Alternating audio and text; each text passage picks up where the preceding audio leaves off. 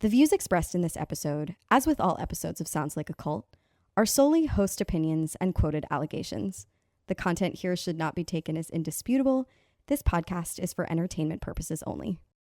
3 weeks ago, I quote you, FBX literally flushes fat from your system. In January, you called forskolin, quote, lightning in a bottle.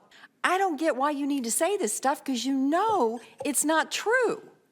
So why, when you have this amazing megaphone and this amazing ability to communicate, why would you cheapen your show by saying things like that? I actually do personally believe in the items that I talk about in the show. I passionately study them. I would give my audience the advice I give my family all the time, and I've given my family these products.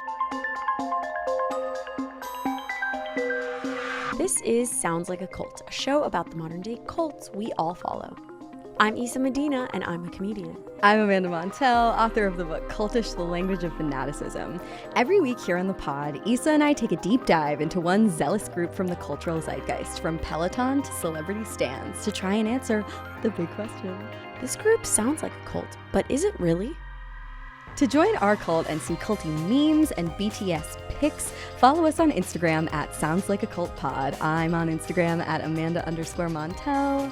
And I'm on Instagram at Isa Medina, ISAAMEDINAA. Also, feel free to check us out on YouTube, where you can watch our show, or hit us up on Patreon at patreon.com/soundslikeacult, where you can listen to all our episodes ad-free. Thank you to Fenty for sponsoring this episode of Sounds Like a Cult. Fenty is high-performance skincare for all skin types, designed for you, me, and we. And best of all, Fenty Skin is giving our listeners an exclusive promo code to try out the starters. Head to fentyskin.com and use code CULT20 for 20% off a starters bundle, OG or fragrance-free. I never know how to start these things. Do you want to play doctor? Oh, have you been thinking of that one? No, it just came to me. It just came to me. No, I don't. No, I don't either. I hate doctors so much. I've been terrified of them and have avoided them since I was a little kid. But I do love famous people. And so I can see why a cult would assemble around our subject today, which is the cult of celebrity doctors. 100%. So easy to see how this cult exists. I'm a hypochondriac, and I hate going to the doctor because of the anxiety of what they're going to tell me, but I ultimately do go often, like for little things. Okay, I haven't been to the gynecologist in a while. That's what you're trying to say. That's what I was trying to avoid saying. But I need to go to the gynecologist. I just haven't been because insurance is a bitch. But I go to like general practitioner doctors often because I have like a tiny pain in my lower neck, and I'm like, oh my God, it must be like a tumor. Yeah, we talked about how Americans are probably more prone to hypochondria compared to other countries because we feel so profoundly untaken care of by our healthcare system. And I too, one of the reasons why I hate going to the doctor is like, first of all, I hate like relinquishing my body to like a stranger. I hate how smug doctors can often be. They're so quick, especially with women, to dismiss a certain pain as anxiety. Yeah. I personally feel the reason I'm not in this cult particularly is because I have looked into online doctors, or I have looked into like Mayo Clinic, and it makes my anxiety worse personally. So like I've had to like self-restrict my online search for like self-diagnoses. Going onto WebMD will cause you to absolutely spin out. I've had worse nights cruising WebMD than cruising my own hate comments. Yeah, one time I convinced myself that I had Ebola, and I didn't sleep all night. And then this was when like Facebook was still popular. I posted like a bunch of Facebook statuses like, do you guys think I have Ebola? Like all this stuff. You went hard on the stat eye. Yeah, and then I just did a breathing exercise to make myself fall asleep. But anyway, I digress. You mentioned that like Americans also have hypochondria because they don't have good health care. I also think it's because we glorify doctors. There are so many doctor shows. Yep, exactly. So we should probably clarify what we mean by celebrity doctors. When I first proposed this topic, you thought of something different than what I actually meant. Yeah, when you first said celebrity doctors, I immediately thought you were talking about like doctors who treat celebrities, like the doctors who perform plastic surgery on the Kardashians, for example. Well, that is partially what we're talking about, because the subject of today's show is really about doctors who have become celebrities themselves, like Dr. Oz and Dr. Drew and Dr. Phil. But a lot of those doctors got their start because some celebrity catapulted them to the spotlight. Dr. Phil and Dr. Oz both got their start by being blessed by Oprah. We are talking about doctors who like have already built that following and that celebrity status, whether it was because they got a blessing from an already famous person or because they've built their following on social media. Well, it's funny because when I used to work in the beauty industry, PR people would pitch me all the time like, oh, do you want to interview this cosmetic dermatologist or this plastic surgeon because they treat Kim Kardashian? Or do you want to interview this hair restoration guy because he treats Elon Musk? So like creepily, there is a lot of overlap between celebrities and doctors, and they sort of feed off each other. The lines between a celebrity and an influencer are so blurry now, but it all starts with endorsement from someone who already has a following. And sometimes that endorsement is the algorithm. Yeah. It's like, it doesn't matter if the chicken or the egg came first, but like right now they are like wobbling around, peacocking. I don't know. You know what I mean? And that's what we're going to talk about. We're going to talk about the consequences of their chickening. How good of a metaphor was that, you guys? The consequences of their chickening. Celebrity doctors that you've probably heard of in the past are, again, Dr. Phil, who has a PhD in psychology. I always thought that he was a medical doctor. I always thought Dr. Phil was an MD. Yeah, no, he just has a MA and PhD from the University of North Texas, but he's not a medical doctor, MD. We're going to do a later episode on the cult of chiropractors, but there are so many chiropractors specifically who claim that doctor status on social media and gain massive followings claiming to be a doctor when really they might just have a chiropractic certification from some for-profit chiropractic school. Yeah, these terms seem really cut and dry, but they're really not. I mean, just in terms of doctor degrees, there are MDs, Psych Ds, there's also Juris Doctors, PhDs, and then on social media or more traditionally on TV, a person could turn themselves into a doctor character and build clout based on false promises, fake cures, or even conspiracy theory type mistrust in traditional doctors, all under the pretense of being this healthy savior physician. The top definition for physician in Merriam-Webster's is a person skilled in the art of healing. Yeah. So you could call someone a physician, and unless you have the word licensed in front of it, that could mean fucking anything. Exactly. I saw that when I was looking into like TikTok doctors, because a lot of them call themselves physicians. And it's just like really misleading. That is whack. Speaking of boundary blurring and taking things to the next level, Dr. Oz is actually like running for Senate in Pennsylvania. Yeah, as a Republican nominee, and without revealing too much, this state is wink, wink, pertinent to our Instagram therapy episode. There's just something in the water in Pennsylvania that encourages doctors to claim more clout and fame and political power than they maybe should. These like celebrity doctors are already like such establishment figures that they're like, what's the next level of the establishment? And it's politics. And that's why we need to be more aware of them, and we need to adjust our perception of what a cult looks like or what a cult sounds like, because I think we think, oh no, a cult, that's something fringy, it exists on a commune out in the woods. It's like, no man, it's in our political offices, it's in our For You page, it's in our doctor's offices and on TV.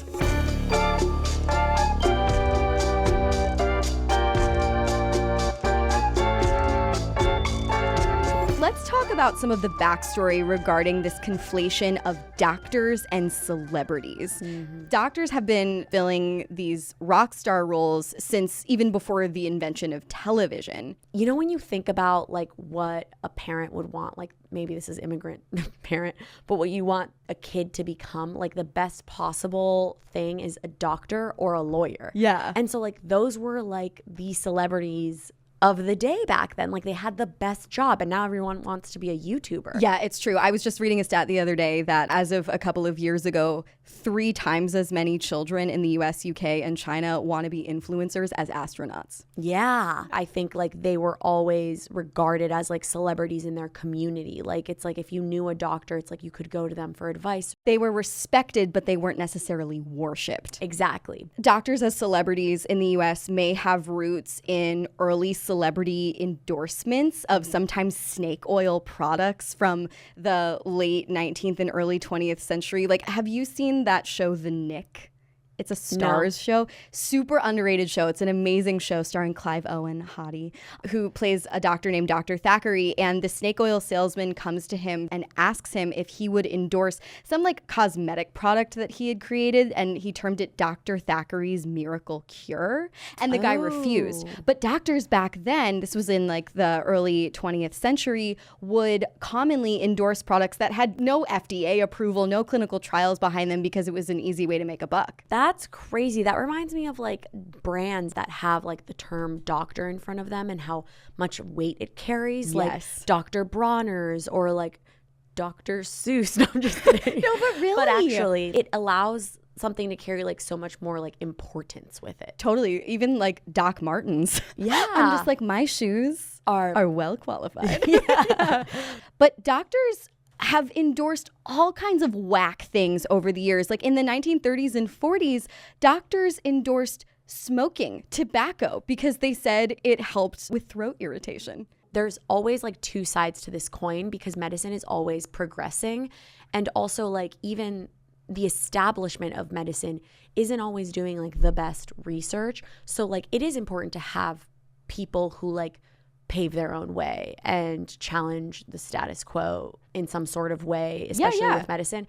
It's just the consequences of like wrongfully doing that are dangerous. Totally. Social media is an opportunity to sort of debunk false claims when they're made by celebrity doctors, but at the very same time, a lot of misinformation is spread there as well. Social media does present the opportunity for medical professionals to correct widespread misinformation. We saw that a lot during COVID.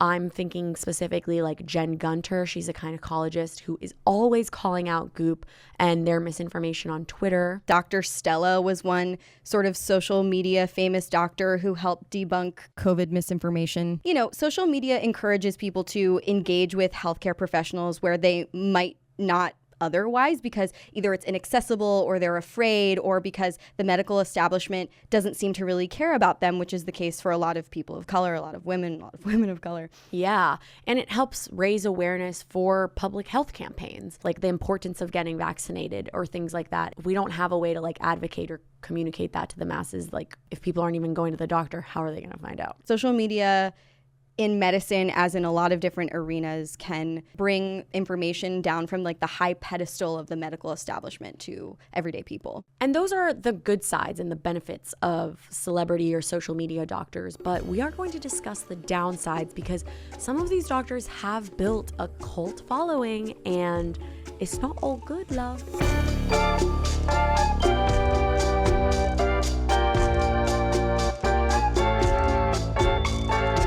So we've discussed on the show many times the overlap between celebrities and cult leaders, how celebrities have such a godlike status in this culture. The mix of medicine and celebrities is a pretty awkward modern revelation. The American Medical Association had this no advertising rule that was in place for almost a century. It was put in place in 1847, and it basically prevented doctors from self-promoting to this celebrity status.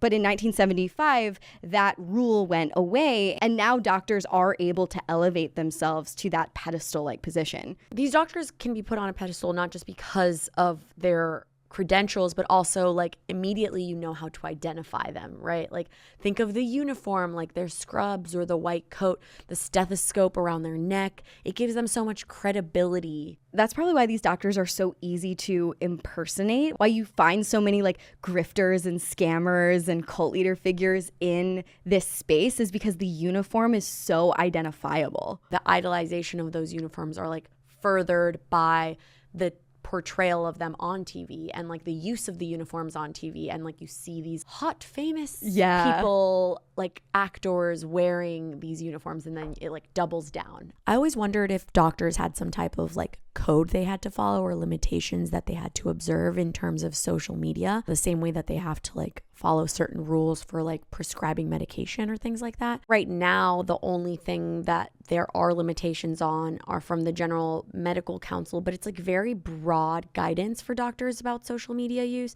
Like they can't discuss individual patients. They cannot bully, harass, or make gratuitous or unsubstantiated comments about individuals online, whether it's patients or colleagues. It's not appropriate to raise concerns about patient safety through social media. And if they do identify themselves as doctors, they should identify by their name. But I think it's really important to highlight that these are guidelines. Yeah. I don't think there's like anything holding them accountable. And these guidelines were put in place in 2013, and there aren't immediately clear guidelines for, say, navigating brand deals, navigating endorsements in the way that we were talking about before. For example, like even an endorsement for something like Quaker Oats or Clorox, there was one Instagram doctor who peddles endorsements like that all the time, could create the perception that those products are medically approved. You know me, I got to slip a devil's avocado in here. The thing for me with being frustrated at doctors for like having these kinds of sponsorships is that I can't entirely be mad at them because doctors who aren't influencing are also endorsed by like big pharma. Like they get bonuses for prescribing a certain amount of medicines. I kind of do get where like these people seek these online doctors and then they kind of fall into their cult because it's kind of those people who don't trust anyone. Yeah. It's like, who do we trust when even the establishment is corrupt? Right. Fair enough. Although I will say with the celebrity doctors, unlike those who don't try to pursue becoming an influencer or a television star or a talk show host or whatever, there is such an intense focus on their media presence and their fame and their clout that it can totally cloud you from the ultimate like Hippocratic oath to do no harm, you know? For me, the concern isn't that they want to be on social media. It's the concern that they too are starting to be controlled by the monster of social media. Totally. And like, what might they be willing to do or say to get more followers, to get more likes? And they might just sensationalize things that are like medical concerns. And that's where it gets dangerous. Exactly. And that's a great reminder that few cult leaders ever decide, you know what, I'm going to start a cult tomorrow. It starts with an inch. And then as more and more opportunities to trade their ethics for power come along, they end up taking a mile. There was a piece that I read about this exact phenomenon in Fast Company that said the COVID pandemic has revealed that there are unscrupulous physicians who are willing to say pretty much anything about COVID to increase their follower count. And we thought that that was only true of like MLM salespeople who were like, oh, COVID, the perfect opportunity for me to promote my product, for me to induct you into my downline. No, baby. Social media physicians were doing it too. We put these doctors on such a high pedestal already. We forget that they're also people. Like everyone is susceptible to social media addiction. Yes, to the cult of going viral. Yeah. So it's like, what will they do next? And all of that goes without saying that these are doctors that, first of all of their followers don't even know personally and are taking information from in a completely non-bespoke, non-nuanced, non-diagnostic way. And some of these doctors don't even have the proper credentials to be giving out this information. All they have is their celebrity status. Now, to continue to look into the cult of celebrity doctors, we're going to introduce you to our guest, Scaachi Koul, a Buzzfeed culture writer and host of the podcast Scamfluencers. Scaachi writes about a lot of cult-like figures from pop culture and wrote an expose last year on Dr. Phil, so we're really excited to hear her perspective.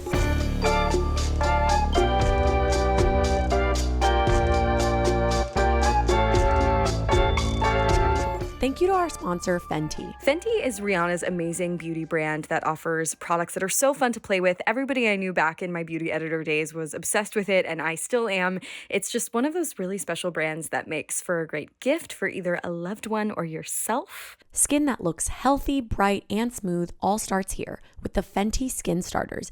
It's your daily pore-busting regimen made up of 3 easy steps that step up your tone, texture, and brightness. Step 1, get clear. Unclog your pores and remove dirt, oil, and makeup without stripping with Purifying Total Cleanser. Step 2, deep treat.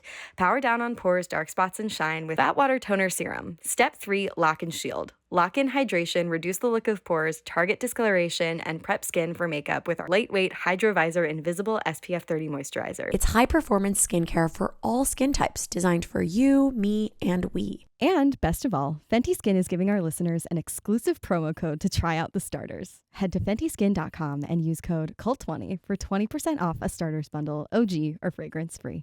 We've got a unique sort of sponsor for this episode. It's the Jordan Harbinger Show, which is a podcast you really should be listening to. Each Jordan Harbinger episode is a thought-provoking, long-form conversation with an expert guest. He recently interviewed Sam Harris, if there are any Sam Harris fans out there. He also has interesting episodes that cover everything from ethical non-monogamy to hustle culture and more. In one episode, Jordan actually interviewed me about cult language, so if you want to take a more in-depth look at some of the topics we discuss on this show, definitely check that out. Jordan is a fantastic interviewer, so I really recommend the show. Supporting our sponsor helps us make this show for all of you. Plus, it's a good listen. So if you go listen to or download Jordan's show after hearing this ad, that really helps us a lot. Search for the Jordan Harbinger Show. That's HARB as in boy, IN as in Nancy, GER on Apple Podcasts, Spotify, or wherever you listen to your podcasts.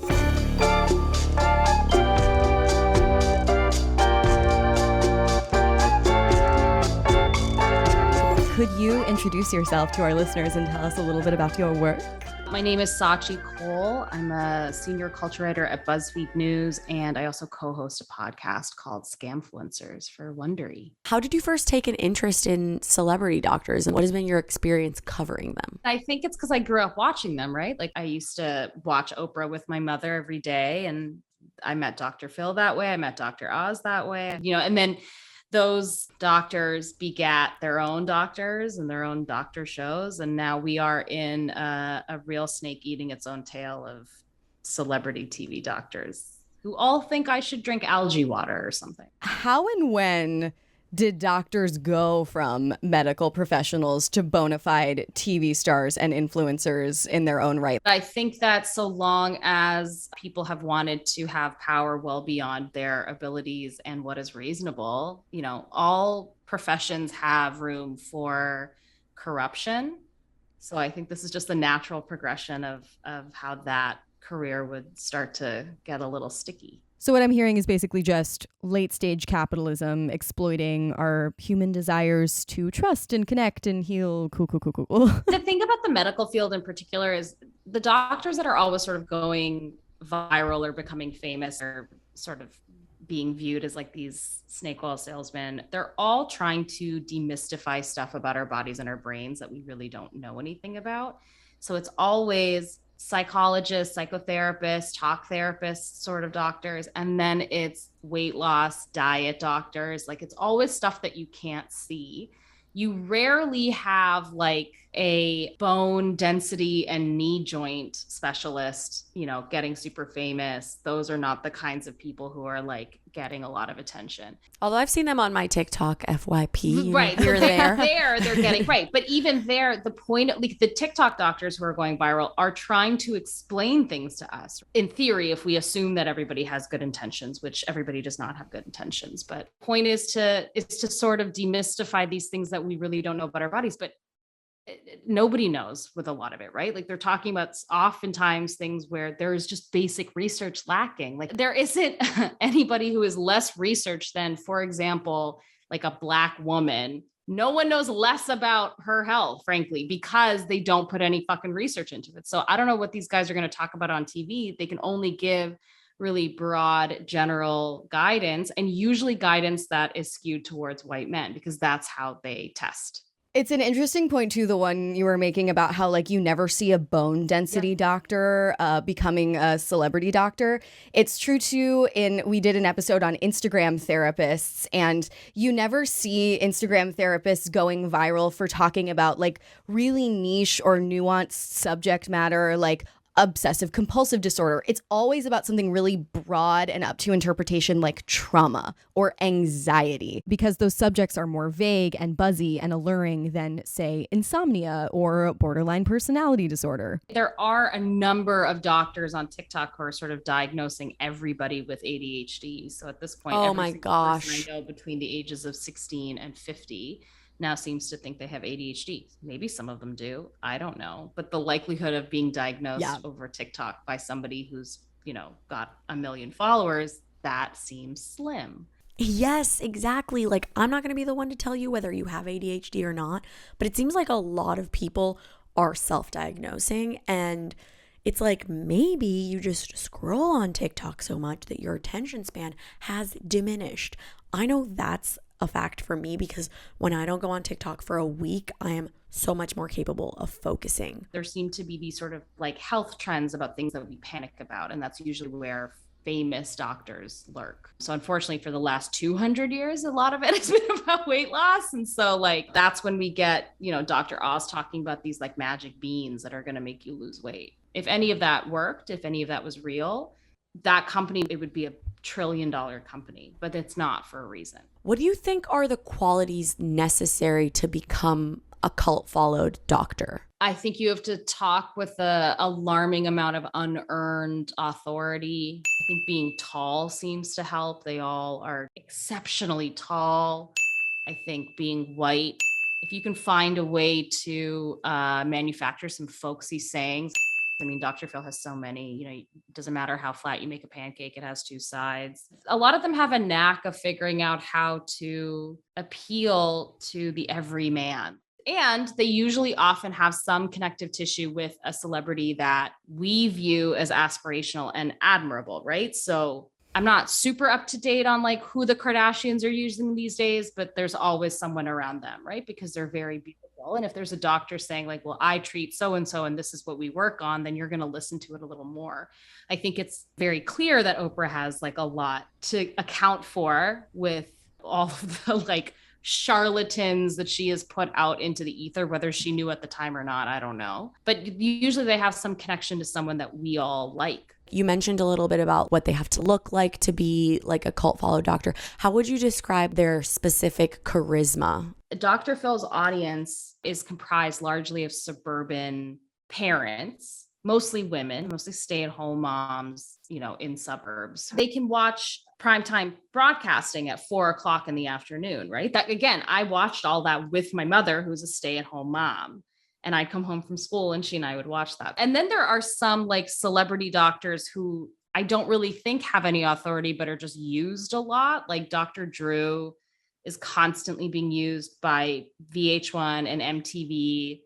And I don't know why. They are really making it seem as if he is the only doctor that'll work for scale or something. I don't know, maybe he's in the union. I don't understand his appeal at all. I've never seen a mental health doctor more inert and neutered than that little twerp. Yeah, it's funny. In Lindy West's essay collection, The Witches Are Coming, she has that chapter called Ted Bundy Wasn't Hot, Are You High? And it's sort of, commenting on what you're saying is that like our standard for middle-aged, conventionally like fatherly looking white men's charisma is so low. I mean, he was hot for the 70s, but God, things were so dark then. Obviously, I, like you, think that all these guys, the Dr. Oz's and the Phils and the Drews, seem like such scammy gas bags, but they are so successful and so respected by so much of America. So psychologically and culturally, what are you think the factors that prime someone to become a fan of a famous doctor? I think you have to be lost. I think when we look at a lot of these people who fall for any sort of scam or cult is that you are looking for meaning. I actually really have a hard time at like laughing at these like MLM women. Like certainly a lot of them are worthy of ire. I think the racist ones, yeah, laugh all you want. That's fine. For sure. But so many of them are just lost women who have not had a purpose because they have been crushed by patriarchal structure that they have to live in, loser fucking husbands, that they have no financial or professional autonomy in their lives. They're looking for someone who can give them guidance. Yeah. So everybody is susceptible to something like this all the time. I'm susceptible to it in lots of ways. This just isn't the way that I'm susceptible to it. I think perhaps by virtue of the fact that as a Canadian, I went to the doctor for free until I was 28 and moved to the States. And so I actually don't think these like celeb doctors work the same way in socialist healthcare countries because it's free to get the advice from a doctor. Here, it costs so much fucking money that like, yeah, of course, getting free medical advice on the internet or on television is, of course, that's what you're going to do because your options are to give Cobra $800 a month, then go to a doctor in person. And that's still going to cost you whatever the copay is. And then he's going to run tests, which come out of your deductible, which to be clear, all these words, the fact that I know them makes me sick. I went to go to the doctor and I realized my insurance had expired in March, which they don't send you an email. So I'm like in the process of like getting health insurance, and I saw this tweet that was like, what's cool about health insurance is that even when you have it, you don't. Like, yeah, you don't have it. Yeah. I'm trying to find one that will actually cover what I need. There literally is none. Your point about universal healthcare in Canada really speaks to a point that we often make on this podcast, which is that like Americans have this consistent relationship with cults over the years because so much of the institutional support that is supposed to catch us when we fall, when we lose our jobs, when we get sick is just not there like it is in other developed countries like Canada and, you know, and Western Europe and all these places. So it's like, yeah, that paves the way for alternative authority figures, cult-like authority figures to sweep in and be like, yeah, no one's helping you. I have the answers. Yeah. And that's where Dr. Oz gets his For power. sure. I mean, if the systems don't work, then if somebody comes to you and offers you a solution, you're going to take it. I just find it ironic that these women who are stuck in this more traditional patriarchal role of being married to like a cis man and being the home taker and the wife, they're often seeking help from like men too. They don't like switch over to be like, oh, maybe I should do something different. Mm-hmm. They continue in that traditional role even in their outreach. I still think that people are more likely to listen to a male doctor, a white male doctor, than any other authority figure, anybody else who's a doctor. I mean, we all have these biases. I know Sarah Hagee and I did an episode of Scamfluencers about a fake doctor who was really young. He was like a teenager. And we said, we're like, you know what? If someone shows up and is my physician and he's younger than me, no, straight to jail. You're stealing, right to jail. You're playing music too loud, right to jail, right away. I'm not doing that. Like that's a clear bias I have that I got to work on because that's not reasonable. And as I age, I'm going to have to make peace with that. But in terms of a lot of the more soft science doctors, which is not a term I love, but the emotional health guys, the psychiatrists, the psychotherapists, the talk therapists, I think if you're a woman who's having trouble, for example, in your marriage, and your husband isn't listening to you, and maybe if you can sit him down and watch television with him and have him heed advice from someone who looks like him and talks like him and has sort of the same attachments and detachments, I think that's more likely to be effective. So I think there's a reason why Dr. Phil is like the person that gets to be propped up, is because the stuff he's saying, a lot of it I think is nonsense and a lot of it I don't agree with. A lot of what he says is just basic emotional intelligence stuff, right? Like, hey, do you want to have a good relationship with your stepdaughter? Don't scream at her. You want to have a happy domestic life? Don't cheat on your wife. Like these are, some of this stuff is super basic, but if part of the mission of those shows is to be instructive, then it's going to be on women to take that work and bring it back to the men in their lives who are strangling them emotionally with whatever they're not doing right. Those guys are far more likely to listen to him than Dr. Jen or Dr. Ruth or anybody else. Yeah. 100%. We give people the power we think they deserve. And so the exact same message, same words, same delivery, same everything could be coming from someone who looked different, a person of color, a woman of color, God forbid, and it wouldn't be interpreted the same. And I think that works on both ends. I mean, if you think about someone like Susie Orman was often speaking to women who were over consuming. They were shopping too much. They were buying too many things. I think that is also an oversimplification of the financial crisis happening in America. A lot of it's just about the fact that student debt is out like astronomical and you start at a loss. But okay, assuming that Susie's right and we're all just, you know, women be shopping, you're more likely as a woman to listen to her than you would if a male accountant came in and yelled at you. So it's the same thing. It's just about who do you think you're going to hear? Who in your life needs the message even more and who will they listen to? Women are far more likely to take care of their physical health than men are. And so a lot of these male like celeb doctors are kind of talking to men, with the exception of the celeb doctors who are talking about like how to look younger and how to, you know, put this shit on your face and then you'll never have a wrinkle again. That stuff is obviously intended to prey on our panic as women about getting older. Yeah.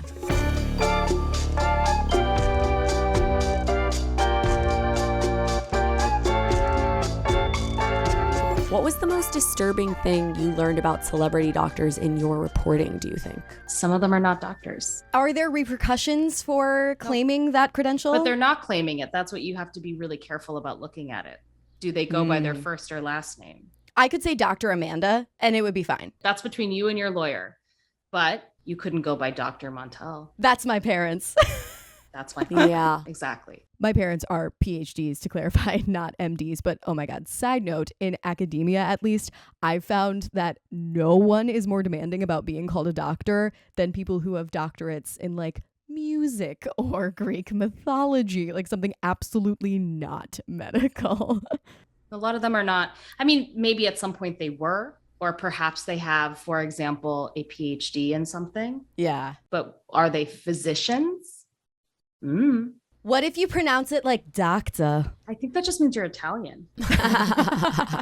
What do you think are the cultiest aspects of celebrity doctors? And would you consider them mini cult leaders in their own right? Yeah, maybe. I don't know if I'm the person to suggest it. I think it's about the follower, right? Like, how do they feel about them? A lot of people seem to have parasocial relationships with the families of celebrity doctors. Oh, What? interesting. Yeah. So if it's a male doctor and he has a wife, then people have a really strong connection with the wife, and it very much becomes a family business. I think that's a little odd. Oh, weird. So how do they interact parasocially with the family? Like on the internet. It's giving like LuLaRoe vibes, kind It of. is. Yeah, It like is, family yeah. business. Yes. What other like culty figures from the zeitgeist are you covering in your work now? Are you focusing on another sector of people, or what are you up to these days? We're still recording Scamfluencers episodes, so there's always some influential weirdo that we're looking at. I will probably do something about Dr. Oz in time for the midterms. We'll see what that looks like. I can't wait to read it. I should say for the listeners that I love Scaachi's work and I voraciously consume it. If I had more time, maybe I would cult worship you. Yeah, you know what? If you want to have a parasocial relationship with me, I'm open to it. The cult thing is funny. It's very much like that old definition of pornography, which is like, I'll know when I see it. Yeah. I'll know when I see it. We're going to play a game that we often play on this podcast called Culty Quotes. So we're going to read a sequence of quotes, and you're going to have to guess, was the quote said by a celebrity doctor or an infamous cult leader from history? Play it on me. Quote number 1, there is no reality, only perception.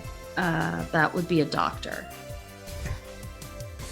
Yeah, that's Dr. Phil. Next quote.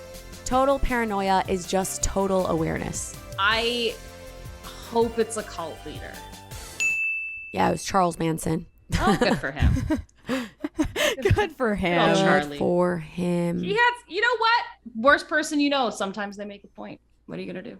That's the problem with cult leaders. Some percentage of what they say works, or else no one would follow. Okay, next quote. We have a pandemic of childhood trauma. That's a doctor. Yeah, can you guess which one? I don't know. It's not Dr. Phil. Dr. Drew. Not that, but then yeah. Sounds like something he'd say. Okay, next quote. I really think it would be cowardly to pull back and not challenge the status quo, when the status quo may not be the right way for the field to go. I think that's a doctor. Yeah, Who was it? Dr. Dr. Oz. Oz. Yeah. Okay, second to last quote. Discover yourself. Otherwise, you have to depend on other people's opinions who don't know themselves. Cult leader. Yes, that was Osho from the Rajneeshes. Right. You're like, I know. No, it just, there are these interesting distinctions in how they talk. I mean, like, there's small tells. So I feel like the cult leaders have a slightly more Yoda syntax. Well, they're not as media trained, honestly. So when they say things, it doesn't sound quite right because a writer isn't writing it for them. A cult leader just needs a little media training. That's all. That's the problem. We don't want that. We actually, that Yeah. would be actually really bad. Last quote. Trauma can prevent what you really want, but also, seemingly paradoxically, it can custom forge you for what you really want. It can just as easily bend you for failure as it can bend you for success. That sounds like a doctor. That's Teal Swan. Yeah. I'm glad we got you on the last one. I mean, speaking of media training, I suppose she's media trained herself. The algorithm has media trained Teal Swan. She's kind of like a celeb doctor that doesn't go by doctor. Thank you so much for this interview. Yeah, if people thanks want for to having find you and follow you, where can they do that? You can find me on Instagram or on Twitter at Scaachi, Scaachi.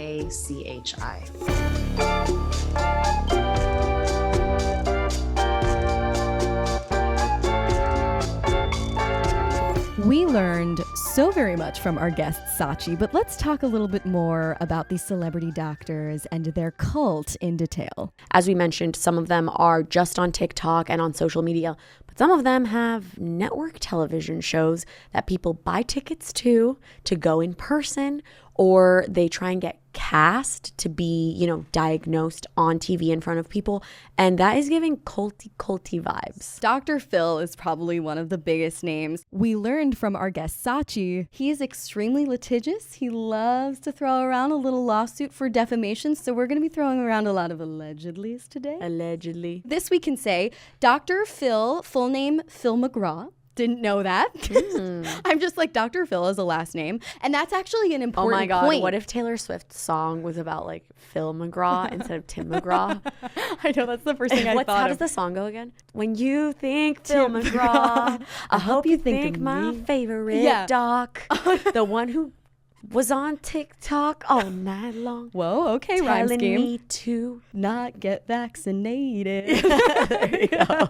Allegedly. Allegedly. Phil McGraw and Tim McGraw, they actually share something in common, which is that they both have this sort of folksy charm. Like they're both Southern, and that makes them feel relatable to the average like middle America white viewer. Yeah, it makes them feel like a family member. Mm-hmm. But Dr. Phil receives an average of 2.9 million television viewers daily. 2023 will make the 19th season of his show. That is insane, because when you think about like social media and the amount of followers that influencers have, having 1 million followers, 2 million, 3 million, that's a lot of followers. But how many likes are you getting on posts? If someone with a lot of followers were to start a live stream, how many people would actually be watching? Yeah. That's a totally different number. But 2.9 million viewers tuning in to his rhetoric daily on average. Yeah, so the reason he found his celebrity status is because he started working with Oprah in the mid-90s. She got sued, speaking of lawsuits, by some beef industry cattle ranchers random in Texas, and she hired Dr. Phil to be a part of her legal counsel. It's always good to have a psychologist as a part of your legal team. In 1998, she started bringing him on her show as a relationship and life expert, and people really took to him. Yeah, I actually read that Dr. Phil still writes a annual thank you note to Oprah every year, because like she really did make his career. Thanks for making me famous. Yeah. I think so much of his charisma is that he masks medical advice in the very approachable language of a life coach. And this reminds me so much, not to make a direct comparison, but it really calls Jim Jones to mind, because Jim Jones had this sort of folksy storytelling wit that he would combine with this pseudo-intellectual status. So in the way that Jim Jones would quote the Bible and then turn around and preach socialism, Dr. Phil will quote the DSM and make some kind of country music reference. Totally. And obviously the stakes and consequences of Dr. Phil and Jim Jones could never be compared. That is not what our message is or ever intends to be, but purely as a thought exercise. It is interesting to look at how the same type of charisma that attracted people to such destructive cult leaders like Jim Jones can work in a more everyday context too. But you just saying that, like comparing him to Jim Jones, made me realize even though he has this like charisma and this power over people who literally like fly across the country to be on his show to get his advice, he is still under the larger cult of entertainment, of TV production. So he is under like some sort of establishment, which I think we don't see often with a lot of the other like rogue cult leaders, is that like he has people holding him accountable in certain ways. So I feel like that kind of prevents him from like going off the deep end. That's a totally fair point, because probably those higher ups are afraid of getting sued, whereas like Jim Jones was like, I'm moving to Guyana, baby. Like, come and find me. But I do want to make a comparison between their rhetoric, because I think, and politicians use this type of rhetoric too, populist politicians. These like white dudes using this really accessible, charming, self-helpy, almost like nursery rhyme type of language. We fail to notice how compelling that is. Listen to this Dr. Phil quote compared to this Jim Jones quote. It's better to be healthy alone than sick with someone else. If we can't live in peace, then let's die in peace.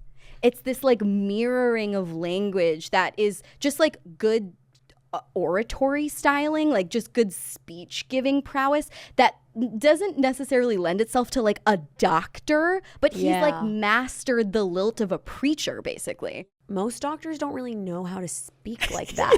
Like, have you ever gone to the doctor and then they like are trying to tell you something that's wrong with you and you're like, speak English? Yeah. That's why I feel like folks like Dr. Phil, you know, they thrive so much because they are able to communicate with us in a way that we don't just understand literally, but he also like taps at our emotions and our feelings. A medical doctor that you're having an appointment with one-on-one will be like all terminology, all specificity, all meaning, and no love bombing. Dr. Phil is like no meaning, no specifics, no diagnosis, all love bombing, all bedside manner. That's why it appeals to the masses. When you're diagnosing with specifics, it's going to get to like 1 or 2 people. But when you want to reach a 3 million person audience on a daily basis, you're going to have to really generalize. And there is drama between TV doctors and the actual medical community. A lot of that came to light during COVID. TV doctors were undermining actual medical expertise at the time. Dr. Phil joined Fauci on Fox News, of course, and said 45,000 people a year die from automobile accidents, 480,000 die from cigarettes, 360 a year from swimming pools, but we don't shut the country down for that. So getting so annoying. Yeah, just confidently spreading this information when, again, he's just a celebrity with a PhD in psych. Yeah, technically he's saying facts, like 45,000 people a year die from automobile accidents. Like, he's not telling misinformation technically, but he's playing dumb into like the effects of like what he's implying, especially at a time when like people weren't vaccinated. Why the fuck is Dr. Phil making this appearance? Exactly. Speaking with authority on this subject matter. Because he wants his studio to open back up so that he can get people back in the studio and his show back up. Exactly. The focus is all on the clout, all on the fame, and not on actual patient care. So let's talk about some of the culty red flags here. I think one of them is the quality of the information provided on a lot of these shows.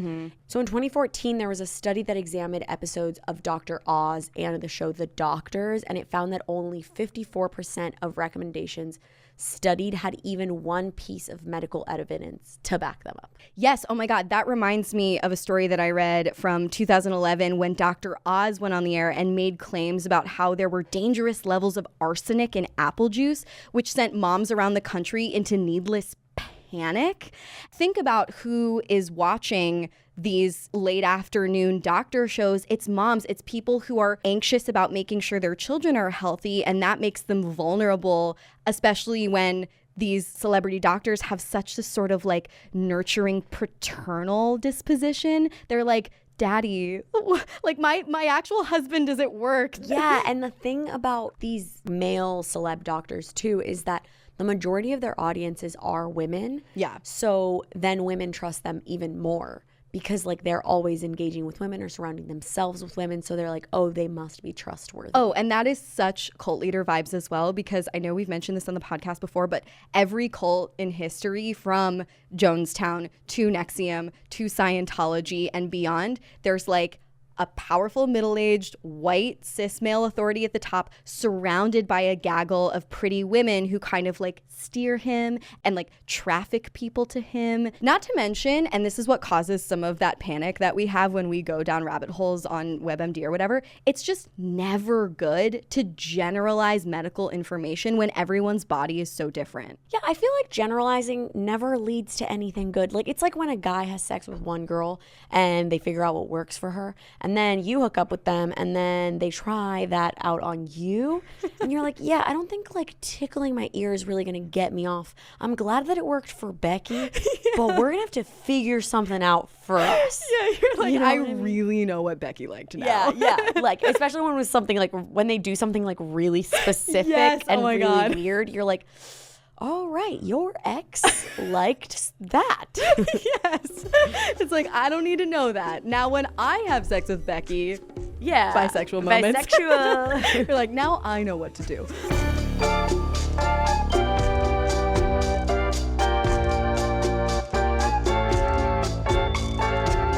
So we've talked about all kinds of celebrity doctors, from influencers to TV doctors, but now it's time to diagnose. Amanda, what do you think celebrity doctors fall under? Do you think they're a live your life, a watch your back, or a get the fuck out level cult? They're a classic watch your back, man. Solid watch your back.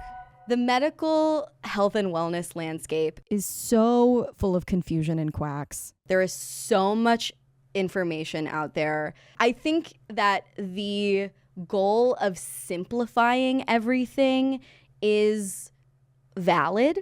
I think like making medicine more available to the average everyday person in this country is legit. But I also know that nobody is an expert in everything. Exactly. And people are incredibly susceptible, especially when celebrities are just like bathed in this glow of expertise. Like we trust famous people when they endorse things, especially when they're doctors. And so the fact that they can basically say whatever they want and are profiting handsomely off of a vulnerable and at times desperate public, the fact that they're exaggerating their title and expertise, all of this lends itself to a watch your back situation. And I also think it's important to talk about, and I think we'll do this in another episode in more depth, but like the cult of actual doctors and like actual medicine is a cult of its own. Oh, like residencies and nursing. And so I think that's what kind of like grounds the cult of celebrity doctors in a way to me, because as important as it is to have these credentials and like provide legitimate information, I also think that these like celebrity or influencer doctors provide the flip side of the coin to doctors who are really doubled down in the cult of like pharmaceutical dependent culture. And medicine, especially like Western medicine, is like so closed-minded about like how to create solutions for people. And so I feel like it's kind of hard to say anything with medicine is like a get definitely the fuck bad out. or definitely good. Yeah, you're right. I can say this though. What is definitely bad in medicine is to give absolutist advice to everyone. Yeah. Especially when doing so is making you rich and famous in America. You know, there's also a difference between a non-famous doctor who's marrying alternative treatments, like you mentioned, with traditional treatments because they care about humans, and a celebrity doctor who's just disseminating the most optimized, monetizable message because they care about themselves. The way I see it, like doctors are supposed to specialize and make referrals and stay in their lane, and the cultier a doctor is, the less they'll stay in their lane. Everybody's body is different. Everybody's mind is different. I don't trust the average viewer to check up on the credentials of each of these celebrity doctors. I don't even trust them to necessarily care because they assume, oh, this person wouldn't be on TV unless the network gave them their stamp of approval. America's free market and lack of regulations has pros and cons, but it does suck for the time being, at least. It is a viewer's responsibility to make sure that they don't get swept too deep into the cult of celebrity doctors. Everything is up to interpretation.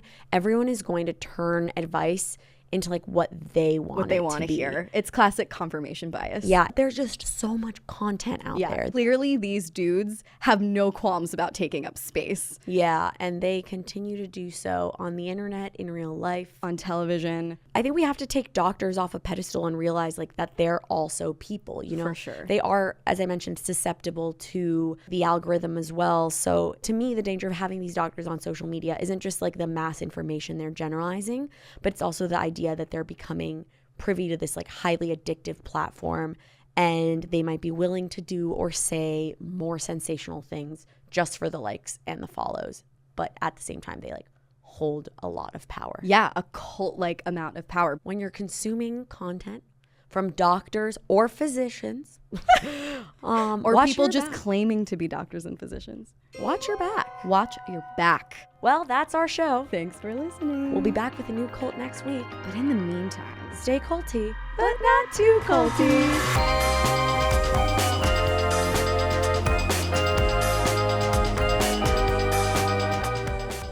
Like a Cult is created, hosted, and produced by Amanda Montel and Issa Medina. Kate Elizabeth is our editor.